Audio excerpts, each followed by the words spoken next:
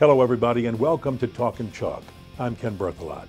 There's a new Louisiana law that forces coaches to be aware of concussions, whether or not a young man or young lady shows the symptoms of having a concussion in an athletic contest, whether it be Little League, junior high, or high school. Last year there were over 3.8 million concussions nationwide. This year they're trying to do something about that. This is an important half hour. Watch as we explore what is a concussion and how you can be aware of whether a young man or young lady shows the symptoms of it and whether or not they should be allowed back into the ball game. All of that coming your way right after this on Talkin Chalk on WHNO TV 20 Sports.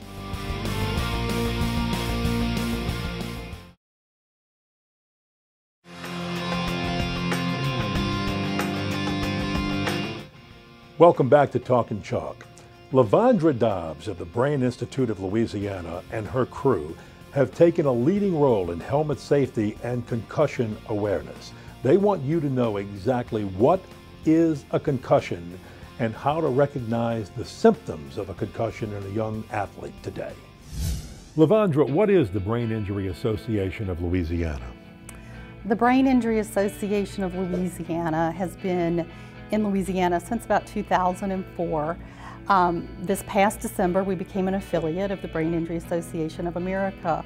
Our goal is to provide awareness, prevention, and resources for people who have suffered a brain injury, their family members and professionals. And part of that work is that we maintain a helpline that people can call in and ask for help, and we will try to link them with the right resources. And the other is doing awareness and prevention programs. There seems to be extra emphasis on brain injury and especially concussion in youth sports and high school sports. Why is that so? Well, over the last 10 years, we've seen the number of concussions in youth athletes rise, or really double, and almost triple in trips to the emergency room for youth ages 14 to 19.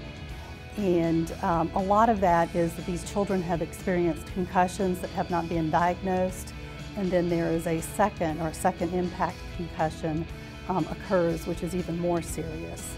What exactly are we talking about when we use the word concussion? Okay, a concussion is a brain injury. It's usually caused by a fall or a blow to the head that causes the brain to move rapidly inside the head, and that alters the way the cells function within the brain. So youth in particular, and children with their developing brain, have more serious injuries from concussions when those cells are altered at that age. Let's do a little informing right here. What are the signs or symptoms of a concussion that the average person who doesn't have a background in medical training should be aware of? Okay, grogginess, some disorientation, sudden memory problems, wanting to sleep a lot, just not being able to recall events from the past or know where they need to be going. You know, just that brain just not working right for you. And any physical symptoms, for instance, of a person who might have the flu, or is there any nausea? The vomiting and nausea are all part of a concussion, and that would happen, you know, it could happen immediately, or it could happen an hour or two later from receiving that concussion. If a child is suspected of having a concussion, we're asking that they be removed from play, you know, and play it safe there. And they will then need to be evaluated by a medical professional, you know, the pediatrician or a neurologist, someone who has received training in concussion management, awareness, or traumatic brain injury. If they are cleared by that physician, they can return to play or return to graduated play. If they're not cleared, they need to follow the protocol that doctor sets for them and let that brain rest. And that really needs to be complete rest for the most part, not watching TV, not texting with the cell phone, just letting that brain rest. Thank you, Lavondra. Throughout the show, Claude Mayer of the National Safety Council Louisiana chapter and Who Dat Safety Coalition will demonstrate the proper use of sports helmets to help ensure safety for your young athletes.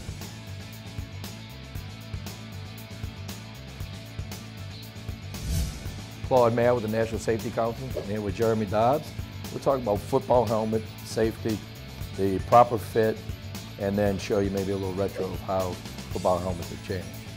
Most important thing is when we're in contact sport is to make sure we're wearing the proper gear.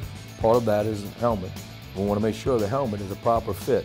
It has a face mask, chin strap, and of course a mouthpiece, mouth guard, once you get into the contact sport aspect of it. So right now I'll ask Jeremy to go ahead and put this helmet on.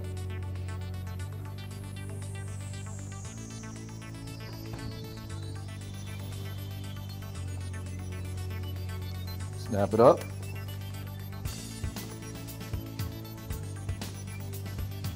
How you doing over there, buddy? Got it? Okay. Now, when it's properly fit, you move the helmet. The player's head should move with that, whether it's up and down or side to side. That's the proper fit on the helmet.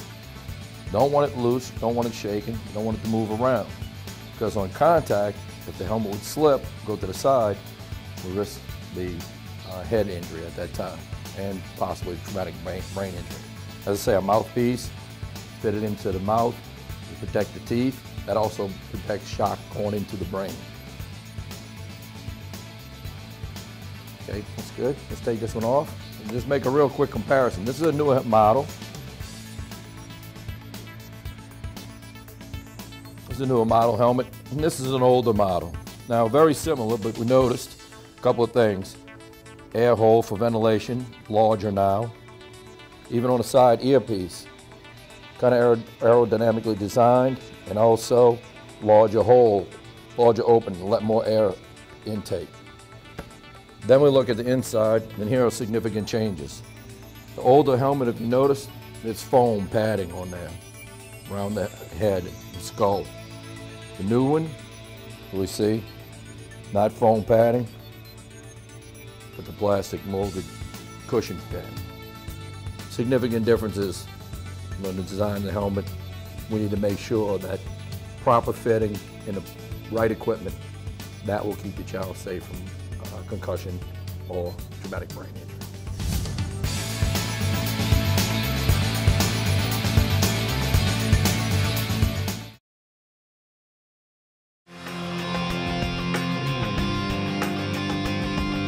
Welcome back to Talkin Chalk. I'm Ken Berthelot. Beth Inbo is the president of the National Safety Council Louisiana chapter. She talks about this new concussion awareness law, and she wants you to know that schools have received packets of information to help them be trained and recognize what to do in these situations. Beth, tell us about the National Safety Council. What is it and what role does it play in concussion safety? The National Safety Council is a nonprofit organization. We've been around almost 100 years. And in New Orleans, we've been around for 60 years. And our mission is to reduce the number of injuries and fatalities due to preventable causes. That's why we're so excited to partner up with Biala and try to raise awareness about concussions and see if we can prevent concussions to our sports youth. It's kind of been in the past a problem with parents saying, no, keep my child in the game. That's what they're here for. They're here to play. But then on the other side of the coin, we have the safety of the child's long-term health at risk. So we have to weigh that out. How concerned are you, Beth, that parents will raise a ruckus and tell a coach, he's fine, she's fine, put him back in? Well, I think with the law, it's going to make it a lot easier. I don't think that the coaches, they may have felt pressure in the past, but now that it's a law, that pressure is going to go away, and it's going to become mandatory for the coaches and for the schools to understand that they cannot play these children if they show these signs and symptoms. They have to get medical evaluation. So I think it's going to take a lot of that away. The problem is getting the message out there for the parents, for the kids, for the trainers, for the coaches, so that we're all on the same page, so that the children know why they're being taken out of the game, the parents understand why the children are being taken out of the game or being asked to get some medical evaluation. So everybody needs to be aware, and that's one of the things. Concussion problems have been around for many years, and as Lavondra said, they're on an increase, and that is because people are not aware of the long-term consequences. So in order to get that long-term consequence information out there, it had to become mandatory because people weren't doing it voluntarily. What we're seeing is that people who have suffered concussions as youth or young adults are more likely to have early onset of dementia, Parkinson's disease, Lou Gehrig's disease, ALS, Alzheimer's, a lot of memory deficits. So it is really important to get those diagnosed early. They may have felt pressure in the past, but now that it's a law, that pressure is going to go away, and it's going to become mandatory for the coaches and for the schools to understand that they cannot play these children if they show these signs and symptoms. They have to get medical evaluation. So information has been sent out to every public and private school in Louisiana about this legislation, how training can be obtained for coaches and school personnel free of charge online, either through the CDC, Centers for Disease Control, or the Louisiana High School Athletic Association's Concussion Awareness Program. And there's also information in there for the schools to provide to parents and students so that we can all work towards keeping our children safe, since we all love our sports here in Louisiana. And this is important. I know Coach Sean Payton and the New Orleans Saints organization, and as you mentioned earlier, the entire National Football League, wants schools and coaches and parents to change the way they do things. How important is this association, and why does it mean so much to you to have Sean Payton, the Saints, and the NFL behind this legislation? Well, you know, we love our Saints here in Louisiana. The Saints in itself can be a great spokesperson for us and for athletics in Louisiana. They testified for the Senate Health and Welfare Committee and the House Welfare Committee on this legislation. A lot of support came from Mr. Benson in helping us bring this out there because, you know, our youth are our future, and we really need to minimize the chances of brain injuries in our youth.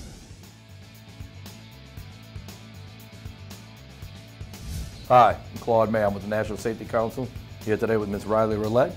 We're going to talk to you about safety aspects of wearing the proper fitting helmet and certified real helmets. Some people want to buy a helmet because of the way it looks, or it might not look too cool for the child. But the fact of the matter is that it has to be certified by the Consumer Product Safety Commission. Look for this inspection sticker right here, the CPSC. That's what tells you that this is certified and will really protect your child or their head in case they have a crash or they fall to the ground. It's not just for decoration. Try proper fitting. You place it on your child's head. If it seems to be too wide, too wiggly, we have these little replacement strips that you can pull out. They Velcro in, and this will help on the inside to make sure that the pads are proper for the helmet to fit. You also want to make sure that the ears are aligned between the straps. And then when you buckle it up, it has to be nice and snug under the neck, not at the chin. An improper fitting helmet will move up and down or side to side. If your child falls and hits their head, this could cause an injury. What you want to do is pull the strap down and then back up on the other side. Now we have a properly snug fitting helmet that when you move it, the head moves. You also want the helmet down on the forehead to protect them. If it's sitting back up like this, you're running a risk of injury with that forehead and facial area in case they fall. Thank you. When we come back, we'll talk about concussion awareness in other sports right after this on Talkin Chalk on WHNO TV 20 Sports.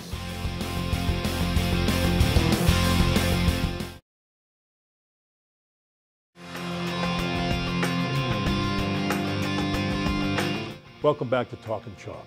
Most people believe that concussions only happen in football and contact sports, but they can happen to kids on skateboards, kids on bikes, and you need to be aware of that. Many people would think, especially when watching Little League football and high school football, that a concussion would only happen when you've got hard helmet-to-helmet contact. How else can concussions happen? Well, concussions don't only happen in football, they really can happen in any organized sport. It can be players running into each other, it could be running into the goalpost, taking a hard fall, tripping, just any severe jolt to the body. And most parents are probably thinking football only, but what other sports have you seen a rise in concussion or brain injury type situations? Some of the biggest increases in concussion are in girls playing soccer, bouncing the ball with their head. Skateboarding causes a lot. If you're skateboarding without a helmet, concussions are very severe there. But really, any sport you can get a concussion in if precautions are not taken. Where else do you find a lot of concussion type injuries or head injuries in general? There are a lot of skateboarding injuries, for example. There are a lot of bicycle injuries, even falls to the elderly, people in their home. Where do you find the biggest problems to be with skateboards and bicycling?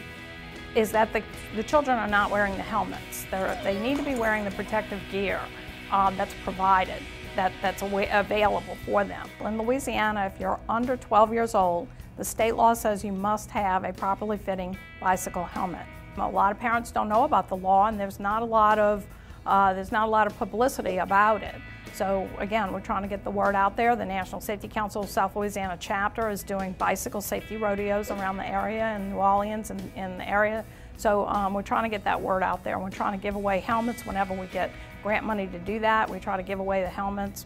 We try to put the kids through a safety class and show them how to ride their bicycles safely in traffic, how to use hand signals, what to do when you come to a stop sign, how to ride with the traffic, not against the traffic, and make sure that they have a properly fitting helmet. So if we can increase the use of helmets and protective gear for when these people do these activities, no matter what age you are, you should be wearing a helmet. Skateboarding the same way. You need to have a helmet, you need to have the elbow pads, the knee pads, long pants, those types of things that if you do fall, that you're not going to injure yourself nearly as badly. What you find, Beth, is that people who ride bikes and use skateboards, do they just think, I'm a professional at this, I'm really good at it, nothing is going to happen to me? And a lot of them think that it's not cool. It doesn't look cool.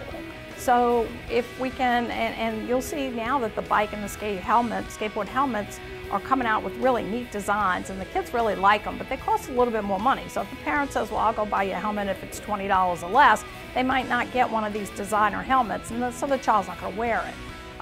Well, what's your child's head worth? So, you may have to spend $45 for a nice helmet, but if they wear it, and then you have, as a parent, we need to make sure that we're instilling those safety things into our children. So make sure that they ride with their helmets, make sure that they ride with their safety gear, and make sure that they ride properly, whether it's skateboarding or bicycle riding.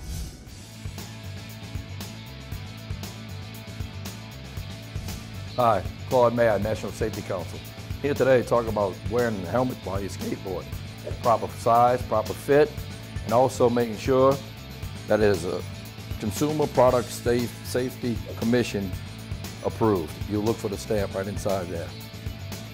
With me today, Mr. Logan Roulette. He's going to demo proper fit, proper wear. First, we put the helmet on. We want to make sure that the ears go right between the straps. It's kind of difficult to see with all the hair, but we're going to show it. There it is, right there. Once we know it's there, we'll snap it.